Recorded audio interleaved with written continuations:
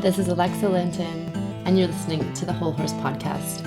I'm coming to you from the Cowichan Valley on beautiful Vancouver Island in Canada, and I'm excited to be bringing amazing instructors from around the world to share their knowledge about all the ways that we can keep ourselves and our horses well and happy, and about some of the cutting edge techniques, training, and different aspects that are coming into the horse industry and changing it from within. I'm so excited you're here, and I'm excited about the times that we live in and the shifts that are happening in the horse industry before our eyes. Let's get started.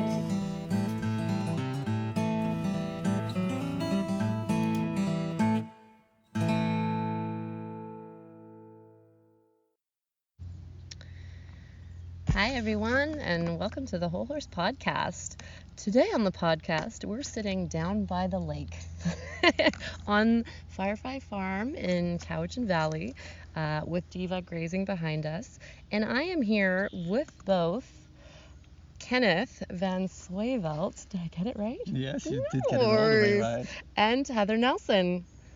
Welcome, That's everyone. also right. Yes. Good job. That was a tough one. Yeah, I know. Really tough I know. pronunciation. So both of them are here with me, sitting on the grass, staring at the beautiful lake in the sunshine. And we're here to chat about some cool stuff. We're not totally sure exactly what this podcast is going to look like today, but I do know that both of these wonderful beings sitting with me, we tend to have some big conversations. So I'm very excited you're here. Thanks for coming. Yes, so do we. Yeah. They also do with each other. That's right. So this is the first time having three of us on the podcast. It's kind of an exciting advancement. Yeah, this is a bit of a launch things. now. This is like a group effort. I like it a lot. Yeah. Yes. So, as we get started here, Kenneth, welcome to Canada, by the way. Yes, thank you. Happy to have you back. Yeah. Last time, Kenneth, we talked about a lot of different things. Loved the podcast, had a lot of great feedback on what you were sharing. Yeah. So excited today to dive a little bit deeper. As Heather was saying, there's a piece here that you're focused in on about shifting some of the ways we work with the hindquarters and maybe some of the things we've been taught about that. And also a bit more of a focus on the piece around the seat, which I'm really interested in too.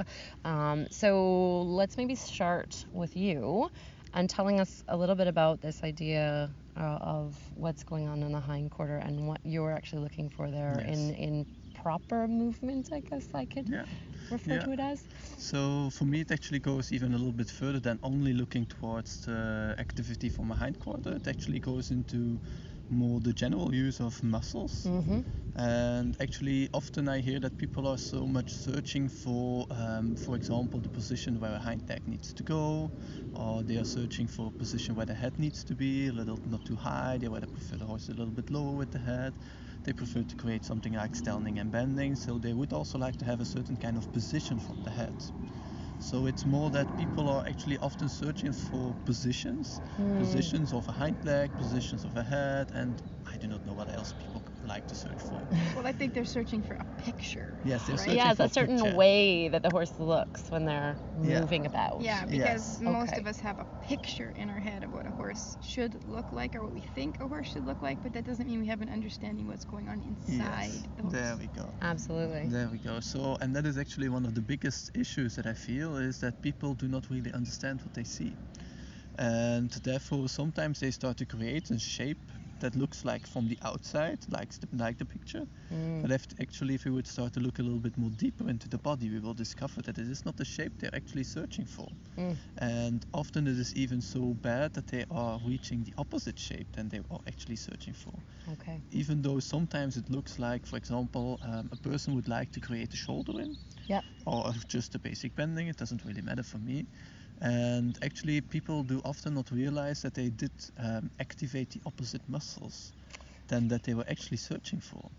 And that is for me something very interesting. Sometimes it looks from the outside shape that it is the exercise you're searching for.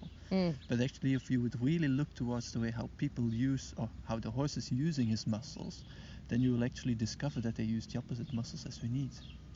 That is one of my latest latest subjects where my eyes falling on, is actually the way how we need to activate muscles. So if I would like to go towards my horse and I would like to train my horse, the first thing that I'm looking at is not the way how my horse is positioning himself. Like maybe a good example is the Stellning and bending. So at the moment when people ride circles or people ride their horses in bending, they would like to have the horse's head to the inside, because that is what people think is Stellning and bending. I think for a second it wouldn't be bad to just explain Stellning. That might be a really good thing for those out there that are wondering what that actually means. Okay, good. Then let's do Perfect. something like that. Let's. Good. So what is actually Stellning? Stellning is also coming from the German word Stellung. So actually in English there was no real word. The reason why we call it Stellning is because we call it Acad English. And Acad English is actually because in the academic art of riding there are no real English speaking people. So there's no one speaking English from native, and therefore we do need to invent some words ourselves, like Stellning, because actually it's no true English word. Some people use the word flexion around the pole, and there are also some other ones that they are using. The reason why we, for example, do not like to use the flexion around the pole is because flexion can be done in any direction. Yes. Like the head can move up and down, left and right, and in any other crazy direction. Inside bending. Yes, Yeah. so therefore that's not what we search for. So at the moment when we describe the word Stellning, we are searching for clean movement in actually the second neck vertebra, where you can actually reach the no-saying joint, where the head is moving in a no direction. And at the moment when we actually are searching for this no-saying joint, we actually want to get the fact that the upper jaw of the horse starts to turn to the inside of the bending, and the lower jaw actually needs to point more out of the bending. So pointing more to the outside, so that you can also see that actually the lower jaw starts to go under the atlas wing and starts to point actually out of the bending or to the inside of the body. And since that's the bending about the second vertebrae, if you don't have that, you can't really have bending through the rest of the body. Yes. Yes, Because- and as a body worker, I know that the second vertebrae can be a very sticky little spot. Yes. It's a sticky For subject, many that one. horses. Yes, Yes. yes. That is a very difficult task. So Okay, so now that's. why did we came We to were this talking subject? about Stellning. positions Oh, yeah, the position, and yes. body Yeah, we needed a little muscle clarity activity. on the There we go. Stellning. And you're saying people were looking for Stellning and bending. Yes, and we were searching for the good muscle activity. So what we can actually, so for example, if I see a horse moving in the field, and then you see that horses are actually having movements in their heads, and horses move, for example, up and down, and horses start also to move a little bit left and right. So sometimes I often compare it with when you have such a dog in the car that is moving with the head like up and down. Oh and yeah, left it's and like right on when your you- on your front dash. Yes, on one your of front those. dash Yeah, there. Yeah, so I often realize a little bit like a horse maybe looks like that. Like In when the he's walk. walking, yes, you see that the horse is swinging with his head in any kind of directions. And for me, actually, the swinging is something that I find very interesting, because the swinging must also stay there a little bit at the moment when I'm training my horse. Right. So at the moment when I see, for example, people training their horses in Stellning and bending, I see often that the horses' heads are actually making a dominant swinging instead of to the inside of the bend. They actually make a dominant swinging to the outside of the bend. Okay. So that is for me then telling that when the horse makes the dominant outward swing with the head, it actually tells me, even though the horse looks to the inside with the head, it still tells me that the horse is actually getting a counter bending in his muscle activity. So sometimes it looks like the head does look to the inside, like in a physical shape the head is positioned to the inside. But when you actually look towards the way how the muscles are activated, because the horse is constantly pulling a little out with the head, it is actually activating the opposite muscles. So instead of lengthening the muscles on the outside, it is contracting the muscles on the outside. Yep. And therefore, we actually did not really reach the correct way of standing and bending. We actually reached the complete opposite. But the position might look Yes, right. yes, that's the Okay. point. Yes. So the position of the head looks like standing and bending, but actually the muscle activity is not done in a proper way. Mhm. So therefore, in my belief system, I start to believe in the fact that you must first go for good muscle activity. And therefore, sometimes you can even have a horse that is running with counter flexion, having the good muscle activity. Because sometimes it can be that the horse moves or looks more out with the head, but actually has the inwards movement with the head, because the horse is always moving left and right with the head. And at the moment when the horse has more dominant inwards movement from the head instead of a dominant outwards movement of the head, actually the horse is activating the right muscles. And therefore, because a horse is activating the right muscles, we are heading in the right direction. So what I would like to come to a point is, it is not only the position that matters. I have actually even would like to say that I rather prefer to look at the muscle activity first. And then when I can talk about muscle activity, that's the only moment after that I would like to talk about the good position. So is it a good position we need or a good muscle activity? Often people fool themselves by forcing the horse's head in a certain kind of position and thinking that he's then creating the right muscle activity. But actually the horse is activating the opposite muscles than the ones we want to train. I think another good example of that is when you're talking about the up and down head movement, when we've noticed that, like, whether the head is downward nodding or whether the head is upward nodding, whether the head is down or up. Yes. You can clarify that more. Yes, so often you notice, like, there are some horses that people think their head is down in the movement, they call it forward down. And also when a horse goes forward down, there must stay a movement up and down in the head. Yeah. And some horses, they get, for example, so stuck in the shoulders that there is no swinging in the head anymore at all. So then it looks for people that the horse is in forward down, but what they actually reached was a stiff back, because the horse gets so much on the shoulders that there is even no movement in the head at all anymore. Right. Yeah, then there is even another option, and another option could be that the horse is swinging up and down with the head, but starts to create a dominant upwards pull with the head. Even though when you have a forward down position, so the position of the head is downwards, you can still have an upwards pull with the head. When the upwards pull of the head is more dominant, what muscles are activated? Yeah. Well, actually the upper line is activated to exactly. contract. So you reach the opposite idea. So you're putting tension into the back. So you're putting tension into the back. Yeah. Then some of the strangest things is, I don't say that it's always, but sometimes you have even a high head position of a horse. And what I really notice is that people are so afraid of high head positions. Yes, very much so. People are they find it so ugly, because of course in the magazines you see the opposite. You see the round neck shapes and you see the low head positions and things like that. So therefore, if people see a higher head position in a horse, they get so afraid about it. But sometimes that's even more healthy than having that low head position. If they're going down in the nod. Got it. If the nodding downwards in the head is more dominant and compared with the nodding upwards of the head is more dominant. Interesting. So therefore the position of the head is one part, but it's not the most important. The most important is the muscles that the horse activates. And at the moment when we can actually train the horse to activate the correct muscles, that's the moment we can start to talk about, okay, can we now add the position of a horse? His head, for example. Yeah.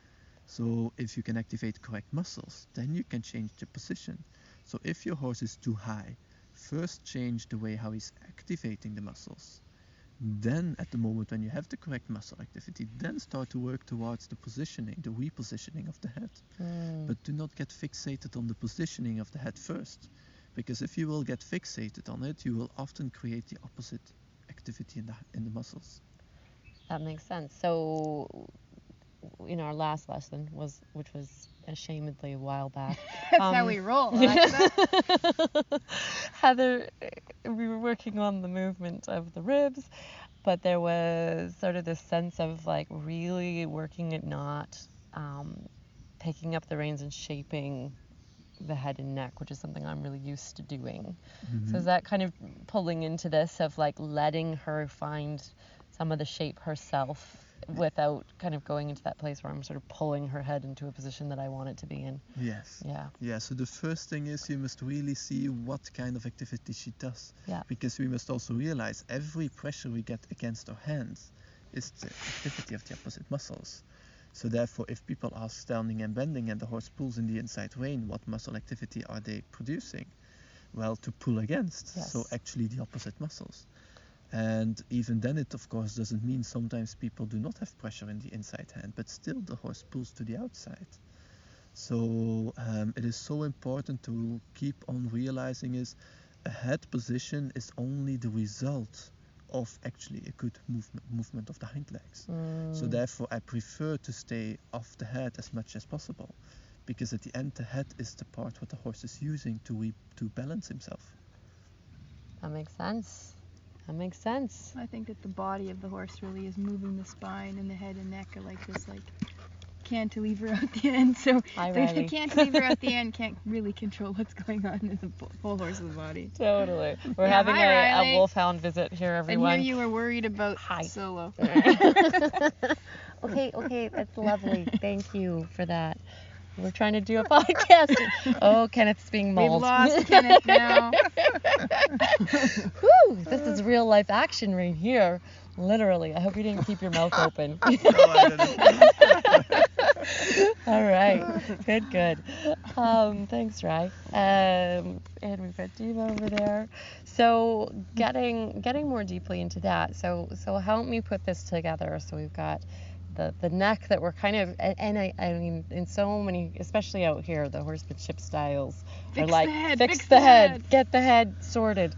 So, I think for a lot of, our listeners, this is like some pretty new stuff potentially, maybe not all of you. So can we kind of work back from there? So if we're not fixing the head, what are we kind of working with? Well, I think of the head as often as like more your feedback, right? Because if the head is, if you look at like basic physics, if the head is over here, you need to see like what other thing is. Heather like is gesturing to the up. left. Okay, no, it's to the right actually. I'm not sure. Okay, if the head, let's say your horse is going around a circle to the left. If the head is up and to the right, basic physics, some part of the body must be falling to the left. I figure, like you have to get something pushed over there to get straight. Totally. And if we fix the head, what are we doing? We actually like fix the part that's our feedback, so we can see what's going on, and it's not the answer anyway. You've got to fix the body. And it's even also like a horse can only resist with the head when it has something standing on the ground that is resisting. So it's actually also basic physics is at the moment when the head wants to resist, it is only possible when a hoof in the ground is resisting too. Got it. So therefore, is this when you might have like a shoulder falling out or something like that that starts to happen? Producing push, or I do not know what. Right. It can be all kinds of things. Okay. But it must, so the resistance in the head must always be coming from a resistance in the leg or in the hoof that stands on the ground. Because as long as there is no hoof on the ground that is resisting, the head can't resist either. So that's the reason why we say you never need to fight the head. It is actually the leg that you need to fight. So the more you can get the right activity in the way how a horse is using his legs, then you can start to work and actually get a supple head. So all the resistances you feel in the head is a resistance from the leg. It doesn't mean you can't feel in the head to feel if there is any resistance. So we use the hand. Use it. That's what you mean by using it as feedback. Feedback. Got it. Okay. Because you can either see something in the head or you can feel something in the head. So and that feeling in the head tells you what shock absorption, what softness is going on in the rest of the body. Or not. Or not. Yes. So as is usually the case. What's resisting? Yeah. So therefore we call that we use the hand to feel the absence of resistance in the body of the horse.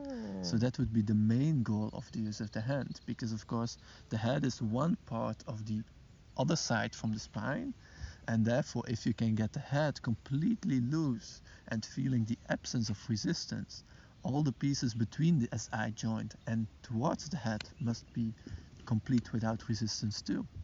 So that is the reason why we have a hand and why in the academic art of riding, we really like to keep on riding with reins, because the seat can feel a lot, but the hand can feel the complete end product. Because the seat is still before it reaches the shoulders, so it can be still that by the time a movement comes into the head, that there is a block. And therefore it is actually the hand that can feel if there is no block in the body of the horse. But it's important that it's not interfering hand. It's just a feeling hand. It's just and to feel, yeah. That's a skill. That's a practice, big skill. Right? Especially right when there. you've been taught to hold with the hand. Well, and especially if there's maybe fear that comes up, there's fear and you're clutching and muscle tensions and everything. There's like a lot that can go on there, you know. For those of us who our initial riding instruction was pull the woe. Yeah, exactly. Pull the woe. Pull the woe, kick to go. No, pull the woe, kick to go is pretty popular over here. Right, Yeah, it really I never is. heard of it. Sadly, And then when you want to go left, Kenneth right, is like, just pull left. you should see pull Kenneth's right. face right now. He's like, no, that's not good. He's actually backing away from He Alexa. is. He's like, oh dear. It's a bigger There is problem so than much we work to thought do about. here. Well, and I still think another thing to mention too, because when you speak about absence of resistance, it's important to speak about the fact that it's not 100% absence either, because that's another problem in the other direction. Oh, interesting. Okay. Yeah, so what you need to feel is, so it is feeling absence of resistance. It is, of course, doesn't mean that you do not need to feel something. Right. So what you would like to feel with the hand is activity from the hind legs. So often you have, for example, also horses that has been ridden behind the vertical. And then it will also feel like you do not have any weight in the hand. But that is not feeling the absence of resistance. At that moment you actually feel nothing at all anymore, because you do not feel the activity from the hind legs in your hand anymore. So it can also be that the horse is just sometimes cheating with the head and with the neck by compressing the neck. But that doesn't mean you feel absence of resistance. You just feel the fact that actually the horse is taking away all the pressure. So that's also the reason why I am completely against the soft feel, what they often use in horsemanship. So in horsemanship they often use the soft feel to get actually the flexion in the very first pull area, where they have the yes-saying joint, where the horse just learns when you take pressure with the reins, it needs to give in the hand. But what do you actually create? You create actually that the horse is starting to give a flexion in the pull in a yes-saying way, so towards the vertical line, without giving an immediate response into the SI joint. So at the moment when we are breaking a horse up like this, like that, into pieces of like a piece of salami, so then we create a very big problem, because if my horse has been taught to go from the pressure away in the head, I can never use my hand to reach the activity from the hind legs, because my horse will always go behind the hand. Right. And then I can never ever reach the activity of a hind leg. And that makes an education extremely hard. So therefore, at the moment when you teach the soft feel, it looks maybe more pretty. Yes. But that's where it ends. It doesn't mean when it looks pretty that it's better. Right. Sometimes I rather prefer a horse pulling a little against the hand than a horse that is pulling behind the hand, because at least then you have a clean feedback when it pulls into the hand. Then you know the hind leg is pushing. Right. When you train a horse and teach a horse to go behind the hand, what is actually what the soft feel does, then you train a horse to not be honest about the push in the hind leg, because you just train it not to push in the hand.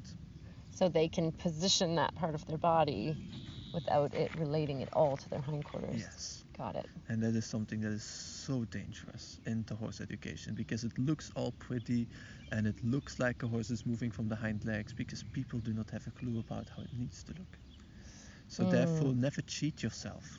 So never just try to give pressure in the hand and having the idea that the problems in the hind legs are solved, because you can also just train your horse not to tell you what the hind legs are producing. Got it. When you talk about the feeling in the hind leg, I think it's a good idea to expand on what that really means. Yeah, because I think that the majority of people listening who are thinking, I'm holding the reins, but I'm feeling into the hind legs. How do I do that? How does that feel? How would I know? What does that look like? And that's an influence through the whole spine. And I think you maybe need to mention that, because I'm sure it's a quite now a vast mystery to some. Oh yeah, not to for everyone, sure. but And some. I'm Isn't totally. that normal? I'm in. Yeah, I know. That sounds no. logical, no? No, nothing No, about it's that is not. logical. I feel like what you just described is a way that I've definitely trained Diva through the years. I'm like, ooh, I need some help with this. Kind of help me. Okay, so now let's describe it. Yes, let's work on that a So- little bit. So what we actually need to realize is, so our hands are connected to the reins, and the reins are connected to the head of the horse, and Yes, the skull I've of got the that horse part, yeah. is connected to the spine. Yes, I Good, definitely yes. know that. Yep, Good. yep, Okay, yep. that's already a good And the start. spine is connected to the hind legs. We could sing that song. Even, Yeah. yeah. We totally could. I felt So like good. bursting So, into so what is song. important is at the moment when we would like to reach the hind legs with our hands, we first need to create also something what we could call a clean shape in the spine. So a clean shape in the spine means for me that we have an equal bend or an equal shape in every single vertebra in the spine of the horse.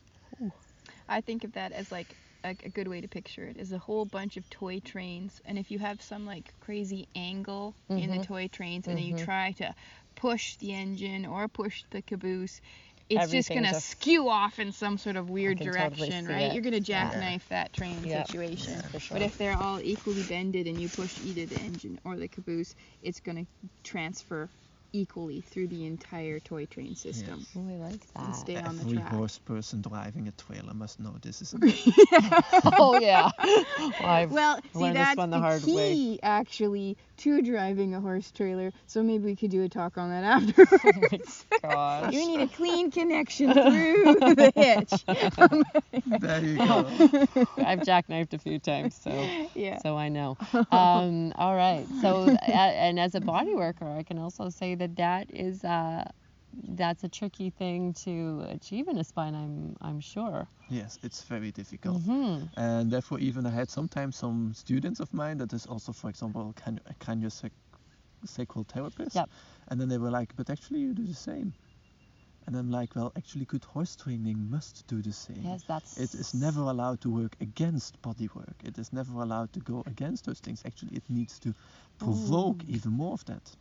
That's why at Open Day we had a body worker, because it Love all works it. together. I love it. I know this, but it's just so great to, just bring it all together, right? Because I think so much of when I feel, especially in certain disciplines, certain horses, there's almost this unwritten rule that there's going to be so much stuff there when I get there. They've been riding in this way, and I know that they're going to be packed with issues, right? Yeah. And that does bother me, obviously, that is the case, and that most of the best feeling horses that I feel are typically the ones that are hanging out in a field, Yes, Doing not trained by being ridden or humans. trained. And I'd love to see that change, that this can actually go with the horse, can make them healthier, can make them more vibrant. And I have been starting to see that with Diva more and more. She's 20 this year, and I think she's looking pretty good. She's looking pretty Yeah, darn she's good. looking pretty And that in part is me probably doing a bit of a crap job at academic auto riding, but obviously it's somewhat helpful. It's always a process. Yes, it's always a process. It stays a process for everyone. Totally. And when we talk about like moving those train cars, if anybody's like, okay, great, now my horse's spine's a whole bunch of toy trains, what am I supposed to do? How do I get it? How do I get this equal shape through them? And then how would I even transfer anything from the front to the back? help us, Kenneth. Well, I think Help it's us, always Heather. important if you find a block, don't just go, well, there's a block, I should keep pushing through it. Yeah. Because if you think about the toy trains or the trailer and you just jackknife, that's all you do. So you almost have to slide back on out of it, give a little bit, and see if you can find the absence of resistance that Ken is speaking about, so you can ease the whole system I through. like that. And something what I find very important to keep in mind for this is what often people will lack, for example, when I'm training with them, is that they do not have enough exercises. Like they want to do a shoulder in, they want to do a haunches in, but actually people will notice when they come to my clinics, the main thing we will do is training the horse to move correctly.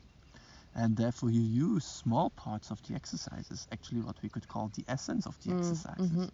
But when your horse is able to do such an extreme exercise, it takes quite a while before the horse can do it in a clean way. Right.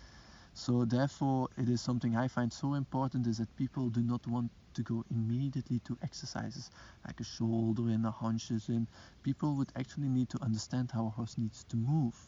And first of all, create a clean movement, because that is the priority of dressage, is creating clean movement. And then when you can create clean movement, then start to add crazy things like a shoulder in or haunches in and so on. And it of course doesn't mean we don't need shoulder in and haunches in, because you need to have some aids to communicate with your horse, to ask certain things. But at the moment when you have this communication, it's not about the exercise.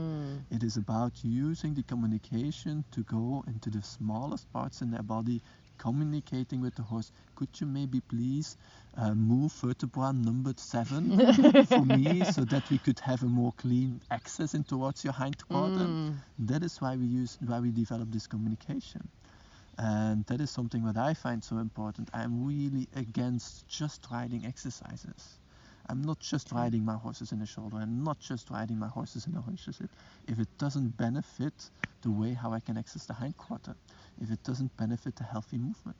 Well, because I'm assuming that if you keep on driving into those exercises, even though your horse is not working in the proper biomechanics, or they're having to compensate or figure it out some other way, then you're actually producing that same thing you were talking about at the beginning, which is developing the opposite muscles. Yes. Well, and if you're trying to do something like a shoulder in with a pushing hind leg, all you really end up doing is trying to battle the front of the horse to keep the horse from going too fast or crossing your diagonal.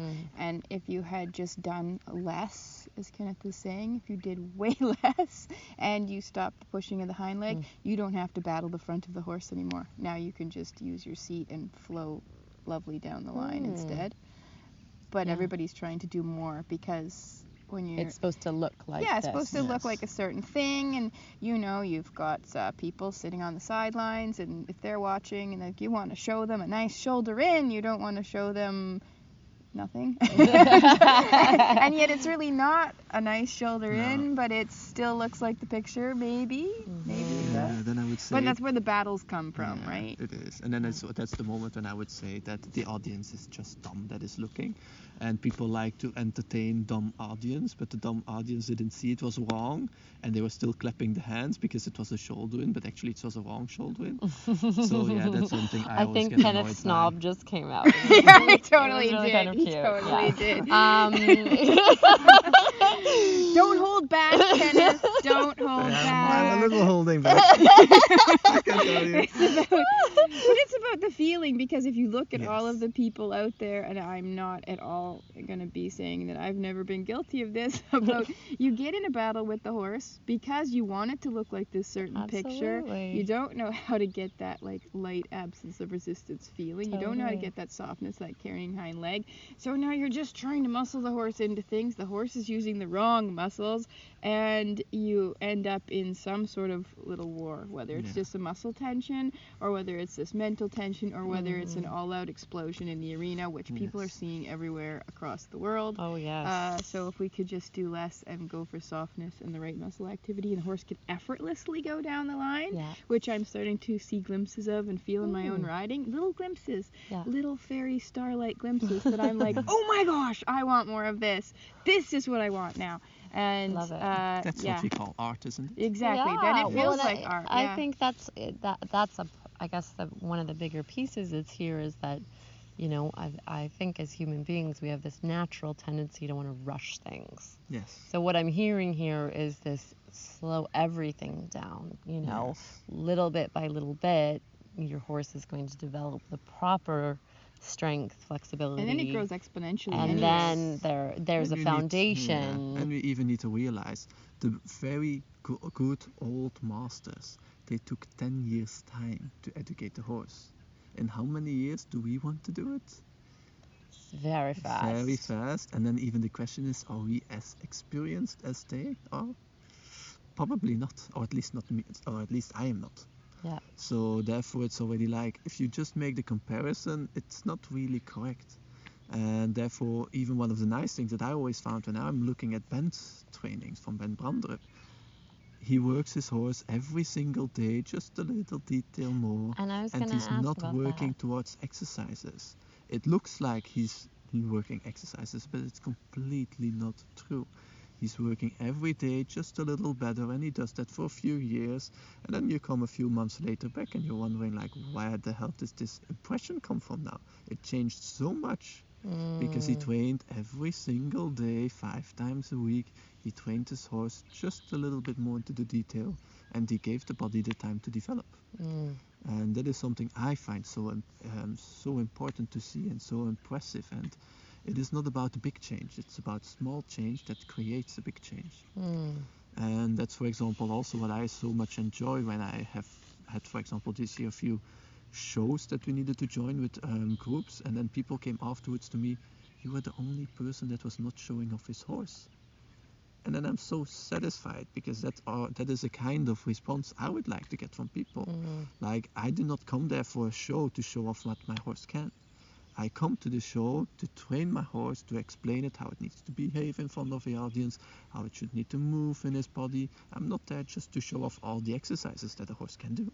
And to find the softness and the relaxation. So if that softness and relaxation is just walking around on a circle, or if it happened to come out of some fancy exercise, it doesn't matter. The important thing is the softness and the relaxation, and that the horse is with you. So the horse always gets number one. Yeah, perfect. I love that. And tell me a little bit, because I'm not, this is sort of something I've been curious about, is so for Bent or for you, and I know for you, what is the typical length of one of these sort of, 5-day-a-week training sessions? Like, Only how like long? 15 minutes, 20 minutes, maybe. Yeah. I love that. Yes. But these little, you're just looking for a little bit of something, and then put the horse away. Yes. It's of course when you, for example, go for training with Bent, you have half an hour lesson, but 15 minutes you're working the horse, and 15 minutes you're just getting explanation. Yeah. Or he's telling stories that I know that it's like my job to discern why he's telling me this story. The story may not look at all related to my lesson, but I'm like, okay, I know there's a reason he's picking this story. It's a message for me. So yeah, really only 10 to 15 minutes is actually concentrated working with a horse effort. And when we watch him school his horses, it's also 15 minutes. 15 to 20 minutes, and that's including breaks. And that when he's breaking, that's full on buckle reins, horses standing still, maybe gets a cookie. It's not doing anything. It's never working longer than a few minutes without a break. Concentrated work. Yes. But it's of course at the moment when they are in concentrated work, they're working. They are concentrated. Oh yes. Yes. They're working hard in those moments. Yes, there you go. So often people are just training their horses when they're wandering around for half an hour, but he really wants to have, okay, the 5 minutes that we're going now for the training, I would like to have the full 5 minutes in focus. Okay. So that we can really work in a good way. Yeah. And then the other minutes that you have your break, you can take care, you can just relax again, but when he's working, he wants to have the concentration of the horse. Okay. What I can only agree with. Yes. I also do not like to work with a horse that doesn't want to communicate and doesn't want to be concentrated, because I would only like to go for the best work. Yeah. And you're better to do good quality 5 minutes than a lousy hour anyway. Like, what's the lousy hour doing for your horse? Absolutely. Yeah. Absolutely. That's super helpful. And so what about, I guess I'm curious about Diva, because like I have you here anyways.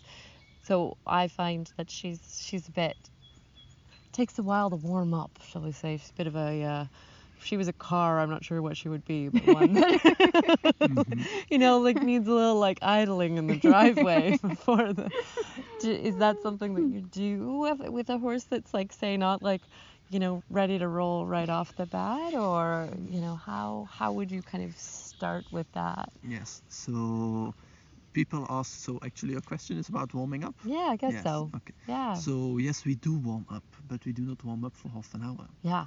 So for me, it's also a little bit like, if I need to warm up my horse for half an hour, it means I lack something in my training. Yeah, totally. So actually my main goal would be is I bring a horse supple in the arena, and I bring it supple out again. So what I would actually like to see is, at the moment when I need to warm up my horse for half an hour, and only at that moment my horse gets supple and loose, and even that doesn't need to be for all the horses. Often people do that also for young horses so on, very because much it so. takes them 45 minutes before their horse is giving into their hands, and then they can ride the horse for an hour, and then they walk it out for half an hour. That's at least how I hear it in Europe. Yes. And then I'm like... But that's usually because they've just pulled a fire-breathing dragon out of a box stall too, right? Yeah, but like it's a whole lifestyle. Yeah, but you start to think of the ramifications on that horse's possibly still developing spine, and there's all these pieces there, right? It's like that's a lot of time to spend on their backs. Yeah. So therefore, for me, it's actually if I train a horse on the level that he's able to, actually I do not need so much warming up. Yeah. So actually it's of course in the beginning you start with the slow bending in the joints, and what is actually even more interesting to know is having a nice forward walk is actually very bad as a warming up. Because the reason... Well, that's good to know. But that's very good to know, because that's what everybody does. Just ride the horse forward for the warming up. But actually you're ruining the horse at that moment. The reason is why what we need to know is that actually what you need to do in the warming up is warming up the liquid sitting in the joints. You can probably explain a little bit more about that. The synovial fluid, everyone. There you go. Okay, good. That's not my part of the work. Not yet. But at the moment when you actually ask a horse to make an extended gait, like when you ask a horse for a forward walk, you get an extreme movement in the joints. Yeah, absolutely. That is said, the liquid in the joint needs to be warmed up to do so that. you could actually do some damage to things if you were moving the joints too much without the pumping of the fluids. Yes, there you go. Okay. So therefore it's often better to start with a little slower and a little bit collected work. I do not mean the full bending of the haunches, and I do not mean the full weight on the haunches, but actually reducing the degree of movements in the joints. So collection work is actually a better way of warming up. So it doesn't mean that you need to start with a piaf, but it just means try to reach. I always do, Kenneth. Oh, you always do? Oh, maybe you need to change your ways. Oh, God. Maybe you start with the piaf. That was full-on sarcastic, everyone. Never done a piaf in my life. Well, Diva's never done a piaf in her life. I see a lot of people doing the piaf in the groundwork, but the horse, they don't. I was going to say, I might be able to. Yes, there you go. Yeah, awesome. Okay, so that gives us a really different view. I love that, because then it's like the warm-up is actually for the horse. Yes. Hi, April. How are you? We're having horse visit. She says, I like this. This is good. Hi, beauty.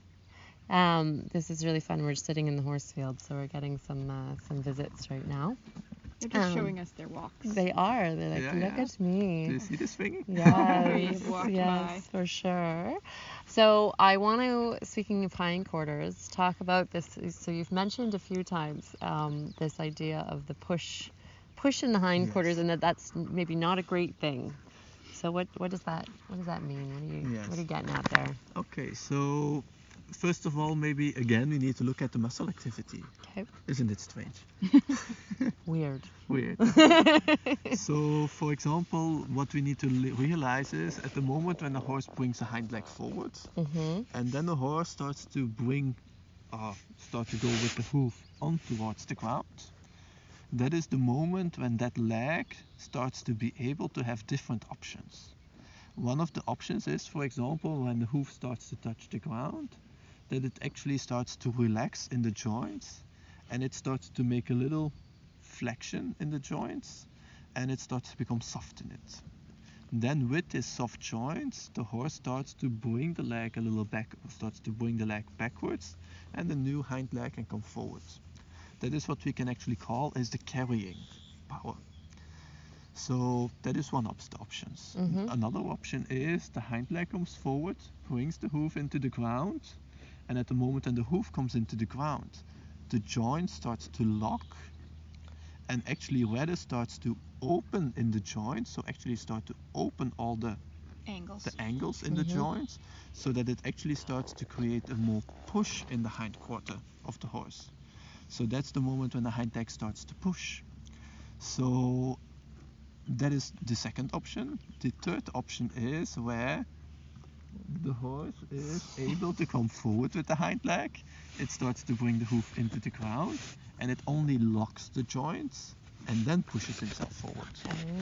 So for me, there are in general 3 different ways of using hind legs and using the joints in the hind legs. So for me, it's not that I'm searching already for complete bend in the haunches, and it's not that I'm searching already for forward step of the hind leg. I'm first of all trying to look at what is the muscle activity he's creating. Because at the moment when the joints are relaxing, actually then it means that the horse is contracting the muscles to close the joints. At the moment when the horse is actually making more push with the hind leg and starting to open the joints, the horse is actually at that moment creating the opposite muscle use. So even for me, sometimes then horses that are in the piaffe, it doesn't mean that when a horse is in a piaffe that it is not creating push. That is something for me very interesting to see. It doesn't mean when the horse is lowering the hind quarter that it is not activating the muscles to open the joints. So you are now able to look at it. So maybe you can Kenneth explain is standing it. up right now, He's everybody. standing up. Yes. So and when I'm standing up, He's I will go fixing his all shorts. the way. I will go all the way to my joints. He's So- going into a squat position. Yes. And at the moment when I'm in a squat position, I can still realize to push myself upwards. Because now I have the push upwards activity. So at this moment I'm starting to quadricep, activate. yeah. Yes, you know the muscles more than I do, so the quadriceps I heard. But it could also be when I'm in the squat that I actually start to activate the opposite The muscles, hamstrings. the And hamstrings. sinks more. Then I So sink you're either more down. pushing upwards or So sinking down. even though that I'm in both cases bent through my joints, I was activating the opposite muscle use. Totally. So that is what for me is so interesting. It has nothing to do with only the degree of bend in the joints. Yeah. It has to do with the way how horses use their muscles. And if Got we it. took a photograph, it looks It similar. looks almost the same. Yes, it's Well, I was only gonna for say. professional eye that you can see the difference. So similar to the head, either nodding more up or nodding It's more the same down. with the hind legs. This is with the hind legs. Yes, so therefore I would advise everybody to go and stand in the squats. Everybody's listening now. And then try to experience it. Okay, go in the squat as deep as you like. It doesn't matter for me because you have the bend in your joints. And then try to see that you can pull a little bit upwards and feel the muscles you're activating. So feeling the quadriceps. Yes, Yeah. and then actually now start to relax and think a little bit sinking down into it. And then you activate the opposite muscles. Yeah. So it is the same Feel the burn, joint. everyone. Yeah, Yes. exactly. So it's really so it is the same bend in the joints, it's the same flexion in the joints, but the opposite muscle use. Got it. And it is not the bones we need to train, because the bones, they can't be trained.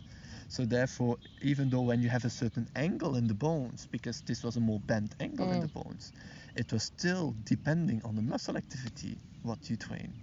So what is ideal? What is like the best thing? Is of course to get the bend Shock absorption. The shock in. The shock absorption. Yes, that's a good Be a description. mountain Yeah. bike that's going down a downhill race. So do you want a little bit of both? Do you want more of one muscle than the other? I would like to have mainly the absorption. Okay. Yes. Yeah. So it's the same thing when people are, for example, riding, and if we could then make the translation or the development towards the seat. Right. People who sit uncomfortable on the horse, actually that means that the horse is using the wrong muscle activity in the joints of the hind legs. It's like riding a jackhammer instead of riding a pogo stick, people. That's why we have had it here, to make it very visual. So she likes to translate Yeah. exactly what's going on. She likes to translate to the less boring people's side. Absolutely. Take us out of the technical and into the visual. There you go. I've ridden the jackhammer before. I know we all think we all have We've kind of felt all that. been on the Yeah. jackhammer, and I think most of us assumed that when we were on the jackhammer, it had to be always in our own joints that we were stiff. Yes. And we assumed that we were crappy riders because of it, or we assumed that our horses Because we were being built bounced terrible off or our something. horses like on a Yeah. trampoline. But we Yeah. didn't realize that even in a given session, a single horse could be either in push mode and feel like you're riding jackhammer, or it could be in this softening carrying mode Yes. and feel completely soft and easy to Yes, ride. it has not only something to do with the way how a horse is built. That is what people use as an excuse. But even a bad built I've never horse done that. Even, oh, that's good. I love the expression on your face right now.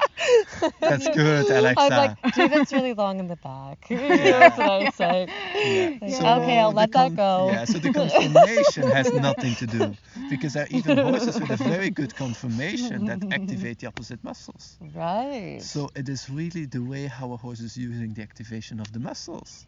And this is where we can kind of add value as riders and stewards of Yes. our horses to actually help them to be able to use themselves There you go. in a more healthy way. Yes. Okay. Of course, a horse with a bad conformation finds it more difficult to bring the legs to the point of gravity from the rider. That is what the difficulty is. But to create the right muscle activity, that is as difficult for every single horse, or as easy for every single horse. And then, of course, when you have the right muscle activity, then to create the right position of the leg, the right position of the head, that is more difficult with a more difficult conformation in the horse. And really, if you're wondering, is my horse pushing or is my horse carrying? Well, can you sit that trot? If you can't That's a sit very that good. trot, your horse is pushing. Yes, probably your horse is pushing, yes. And when the horse is uncomfortable for you to sit on, imagine how uncomfortable it is for the horse. Yes. Because it can't be uncomfortable for us if it isn't uncomfortable for the horse itself too. That makes sense. Absolutely. Yeah. And so how do we shift this? What do we do? Oh, what do we do? Heather, what do we do? What do we do? Well, I know that's like another podcast. but I am learning about the carrying. I'm learning about Okay, so tell me. Okay. Okay. Well, I've been It's an learning. examination. Yeah, I know. I can see that I'm being tested. She had now 4 days, 5 days, Yeah. 5 days. Oh 5 yes, days. 5 days. Heather's about ready learning to about how give to this to us. transfer horses from push to carrying. Ooh. And so if we think of it in terms of riding, like I just said, if it's super rough, your horse is pushing. If there's some sort of heaviness in the hand, your horse is pushing. Okay. If your horse is pulling in the hand, if you can't steer your horse, pushing. If you can't stop your horse, It's pushing. pushing. Okay. And Okay. so we need to Obedience comes from Yes. not pushing, actually. It is really yeah, interesting. because like if your Okay. horse is veering off in some direction that you didn't have it planned to go, it's That's because from the his hind hindquarters. legs is sending it there, right? Yes. And if it's going too fast and you didn't plan on going that fast, its hind legs are sending it there. Yes. So you need to help that horse by transferring the weight through to the hind legs, and that probably means something like a half halt, of which Kenneth has 3 he likes to speak about, and or a full halt even. Something like that, Okay. or some sort of repositioning of a leg that's going, because it may be that the horse's hind leg is going in a direction, that they may be falling in or falling out. So it's about sort of catching that hind leg and straightening up the horse so that it can start to soften its joints. I would say that's what I've been learning about, right? That I know if this is happening, if any of these scenarios are going on, I need to double check, like, can I stop my horse? Can I slow my horse down? Can I turn my horse? Is this horse actually a tractable, steerable being that's soft to ride and soft to feel in the hand? If it is, I'm on the right track anyway. Something's going all right. And even something that is also very interesting into it. So like, often people think that the half halt is there to slow a horse down. But actually that is something that I would like to disagree with. As he likes to about most things. I like to think you've disagree figured that with out already. Give us your disagreement. Okay, I give you my disagreement. So Now he's smiling. So, what I actually would search for at the moment when I use a half halt, what does the half halt mean? The half halt asks the horse, can you please use other muscles? So at the moment when a horse is pushing, my half halt tells the horse, can you please stop pushing? And when a horse needs to stop pushing, it has nothing to do immediately with changing the speed. It has something to do with changing the way how a horse is using his muscle activity. But it kind of feels like speed to those of us who So are it's on the horse. a little bit of a pattern interrupt. Yes. Yes? Yes. Okay. So therefore it's of course when your horse goes way too fast, then it will first change also a little bit of speed. But when your horse has an average speed, it will not really change the speed. It will actually only change the way how the horse is using the muscles. And then it will start to feel like it's a little slower because your horse can take maybe, for example, longer steps and slower rhythm instead of a horse that is pushing. It's easier to ride because each step is longer, so you don't have this bang, bang, bang tempo. Instead, you have a slower rhythm. And a softer it's movement. Easier and back. A softer movement. The whole horse is swinging and shock absorbing instead of pile driving into the ground. And of course, there are many more things that needed to be done in advance. For example, the spine needed to be shaped correct and things like that. So because we have to, if the half halt needs to be transferred through the whole spine, as we spoke about before, if our train cars we're going to go off the rails. That's going to happen. Absolutely, because you're putting the half halt into the head and hoping that it can make its way to the hindquarters. But if it can't, it's just going to get blocked somewhere along the way, and then what you're going to see is a horse who's still pushing, who's still on the forehand, but maybe its neck is compressed, or maybe their shoulder fell out. Maybe it even looks like it's on the bit, but actually now something is getting jammed in the horse's body rather than being transferred all the way through to the hindquarters.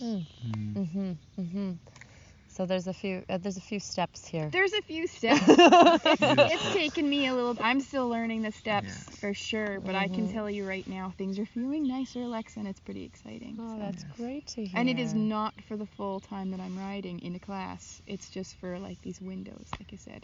I'm at the windows stage. Fantastic. It's a little peep show into soft. A little peep show. Heather's little peep show. Everybody's imagining a peep show now. Heather still has all her clothes on, everybody. Yes. Actually, fine. I put more on. It's really kind of chilly out here. It is beautiful, though. I wish you could all see the sunset. Maybe we'll take a selfie and put it on the podcast page. You were complaining about your hair. Do you think that's a good idea? Because we and Heather are looking like rock stars right now, by the way. It's that windswept look. That's what we're going for.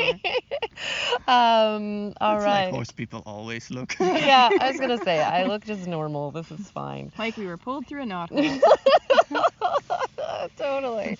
Well, everyone, I think we're going to close up there. I think that was excellent. Yes. What a great time with you two. I hope you all had fun. I'm sure you all giggled a little bit out there as well. I hope you did. Because we did anyway. This some funny stuff. We amused ourselves. See, geeky can be fun, everybody. Thank you, Kenneth. Yes, thank you, Alexa. Yes, this was great. Thank you, Heather. Thank you, Alexa. Yes. I always enjoy this. Yes. This is my third podcast. It's I love so these podcasts. fun. I do too. I just keep doing them. I just love them. I get to talk with great people and learn great things. Thank you everybody for tuning in. We appreciate it and hope you enjoyed yourself. We will post a selfie on the wholehorse.ca page with my terrible hair. And hey, I didn't even brush after the pool, so I think I look like a raccoon. I think my makeup's smeared, so this is gonna be good. It's not too bad. No? That's why they have filters. Yeah, exactly. We'll put a Snapchat filter on it. It'll be fine. Yes. Okay. Until next time, everyone. We will chat with you again soon. Bye for now. Bye. Bye.